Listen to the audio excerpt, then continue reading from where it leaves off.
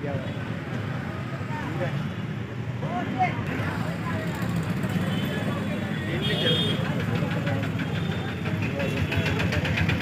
वाले, मैं sector 4 मेनारे guest house से बिलोंग करती हूँ और मेरे दादा दादी की डेट 5 तारीख को सुबह मेरी दादी जी चौधरी हॉस्पिटल से एक्सपायर हो गए थे एडमिट करने के बाद। और पहले मेरे से न्यूज़ में ये गलती हो गई थी कि मैंने 5 मिनट बोल दिया था, पर 1 घंटा दादी जी ऊपर एडमिट थे, फुटेज भी चेक हो सकते हैं वहाँ के। उसके बाद में ना दादी जी एक्सपायर हुए और रात को हॉस्पिटल वालों की लापरवाही से मेरे दादाजी चले गए। उन्होंने पहले RGHS कार्ड पे ट्रीटमेंट की बात कही थी, उसके बाद में बोला दादाजी जब है ना थोड़ी हल्की सांस लेने में दिक्कत होने लगी उनको, तो बोले पेशेंट सीरियस है और आप इनको लेके जाओ। तो मैंने कहा ठीक है सर, आप रेफर कर दो। वहाँ पे कोई डॉक्टर नहीं है, सिर्फ 2 फिजिशियन है, चौधरी साहब और उनका बेटा, जो कभी बाहर भी नहीं निकलते, अंदर सोते रहते हैं। 4-5 घंटे तक वहाँ पे भगदड़ चली, लेकिन वो बाहर नहीं आए थे।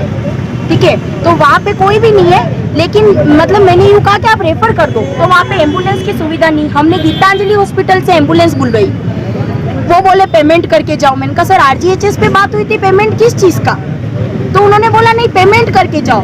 ट्रीटमेंट रोक दिया, ऑक्सीजन मास्क निकाल दिया, पेशेंट को बाहर तक वहाँ तक लेके आ गए जहाँ से एडमिट थे, वहाँ से उधर से पहले जाने दे रहे थे, जब तक पेशेंट सही था जाने दे रहे थे ICU में, और फिर बोले आप नहीं जाओगे अंदर, हम सबको रोक लिया। मैं अकेली थी हालांकि उस वक्त वहाँ पे, फिर मैंने पापा वगैरह को कॉल करके बुलाया, रोक लिया, अंदर नहीं जाने दे रहे थे क्योंकि उनको लग गया कि पेशेंट हाथ से जाने वाला है। और हम उनको लास्ट तक पूछ रहे कि पेशेंट को क्या हुआ है बता दो, अगर ये नहीं है तो भी बता दो। ठीक है, वो बता ही नहीं रहे, बस ये बोल रहे कि इनको नींद की गोलियां दे रखी है। मैंने कहा नींद की गोलियां दे रखी तो इनकी सांसें क्यों नहीं चल रही है? 1.5 घंटे तक एम्बुलेंस हमारे द्वारा बुलाई गई, नीचे खड़ी रही, बट उन्होंने बॉडी बाहर नहीं आने दी। फिर उन्होंने कहा आप लोग नीचे जाओ, बॉडी हम भेज देंगे। मतलब मरे हुए पेशेंट को वो रेफर कर रहे थे। अब उसके बाद में है ना हड़ताल पे बैठूंगी सर, क्योंकि पुलिस प्रशासन को हमने कॉल किया था कि पुलिस की तरफ, उनकी तरफ से कोई हेल्प नहीं हुई। चौधरी साहब बाहर आए, जब बात हाथ से निकल गई उनके, तो वो धमकाने लगे, डराने लगे, तेरे को उठा लूंगा, ये कर लूंगा। 7 लाख रुपए देने के लिए उस टाइम वो तैयार हो गए थे, पर मेरे को पैसा नहीं चाहिए, मुझे चौधरी हॉस्पिटल बंद करवाना है, क्योंकि मेरे लोग तो जा चुके हैं। ये लड़ाई मेरे सिर्फ मेरे दादा दादी के लिए नहीं है, ये लड़ाई मेरी उस आम जनता के लिए कि कल उनका परिवारजन वहाँ पे हो सकता है, कोई भी हो सकता है। तो मेरी ये लड़ाई सबके लिए है। ठीक है, अब मेरे दादा दादी तो वापस आ नहीं सकते। दूसरी चीज ये कि पुलिस वाले हमारे बुलाने पे सुबह 2 हिरन मंगरी वाले आए थे और उस टाइम वो चले गए। ठीक है, और चौधरी साहब से अकेले में मिल के गए आधा घंटा, और उसके बाद में पुलिस वालों के सामने चौधरी साहब हमको धमका रहे थे और बोल रहे थे कि मैं मेटर दबा दूंगा, ये कर दूंगा, मेरा पावर तुम जानते नहीं हो। 2 घंटे और बॉडी रोक के रखी, नहीं ले जानी है बॉडी। 25 पुलिस वाले आए, 2 उड़न दस्ते आए, वो हमारे कॉल करने पे नहीं आए थे। और मेरे को बोले कि पूरा थाना यहाँ आ गया है तो आप रिपोर्ट कहाँ जाके दोगे? मैंने कहा सर मैं थाने में आके दे रही हूँ रिपोर्ट, कि यही रिपोर्ट दो। मैंने कहा सर अभी मैं अनकॉन्शियस हूँ, कैसे दूँ बताओ? धमका रहे, डरा रहे मेरे पापा को, मुझे। अरे हमने हमारे परिवार के 2 लोग खोए, सहारा चौधरी साहब को दिया उन्होंने, क्योंकि पैसों के लिए बिक गया कानून। हालांकि मैं नहीं कहती कि मैंने रिश्वत देते हुए देखा, पर आधा घंटा अंदर अकेले बैठे थे, रिश्वत उन्होंने ली है। ठीक है, अब क्या चाहते हो? अब यहाँ बैठे हो, यहाँ क्या करने वाले हो? कब तक बैठोगे? और यहाँ कोई आया कि नहीं आया? बैठी हूँ सर मैं, कि यहाँ अभी तक तो कोई नहीं आया है। मैंने परसों SP साहब को रिपोर्ट दी थी, तो उस वक्त एडिशनल SP साहब ने मुझसे कहा था आप रिपोर्ट अंदर दे दीजिए और उसके बाद में है ना हम कार्रवाई कर लेंगे।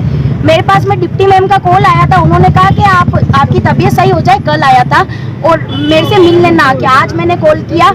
हालांकि वो भी अपनी जगह पे सही है, यहाँ धरने में बिजी होंगे, तो उन्होंने कहा कि मैं कल बोला 11 बजे ऑफिस में मिलूंगी, आज मैंने कहा, तो बोले कि है ना मैम मैं क्या हमेशा फ्री थोड़ी रहती हूँ क्या? मैंने कहा ठीक है मैम, मैं शनिवार को बैठने वाली थी हड़ताल पे, पर मैं आज मजबूर होके बैठी हूँ, मेरे पास किसी का कॉल नहीं आया है। मैं कोर्ट कचहरी के चक्कर नहीं काटूंगी, कोई मेरे साथ खड़ा हो या नहीं खड़ा हो, मैं अकेली भूख हड़ताल पे बैठी रहूंगी। मेरे पास ऐसे एविडेंस है कि जिनसे हॉस्पिटल बंद हो सकता है। ठीक है, अगर आगे पुलिस प्रशासन पैसा नहीं खाती तो वो एविडेंस मुझसे ले जाए, उन एविडेंस पे जांच करे। ठीक है, मेरे परिवार वालों को वहाँ धमकाने के लिए नहीं जाए, परेशान नहीं करे। मुख्य मांग क्या है आपकी? क्या चाहते हैं? मुख्य मांग ये है कि अगर मेरे दादा दादी को न्याय नहीं मिला तो इनका जो 12वां है उस दिन मैं यहाँ कलेक्ट्री के बाहर आत्महत्या करके मरूंगी। और मेरी शांतिपूर्ण भूख हड़ताल है, मैं कोई यहाँ पे हल्ला नहीं कर रही हूँ, मैं भूख हड़ताल से नहीं उठूंगी।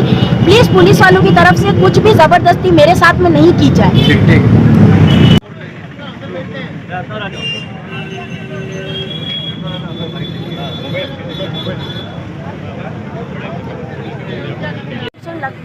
लगाने मतलब दादी को घर पे बुलाते थे हम प्राइवेट। तो दादी थोड़ी मेरी हल्की बीमार रहती थी, साइटिका वगैरह था। दादाजी को तो कभी एक गोली भी नहीं लेनी पड़ी।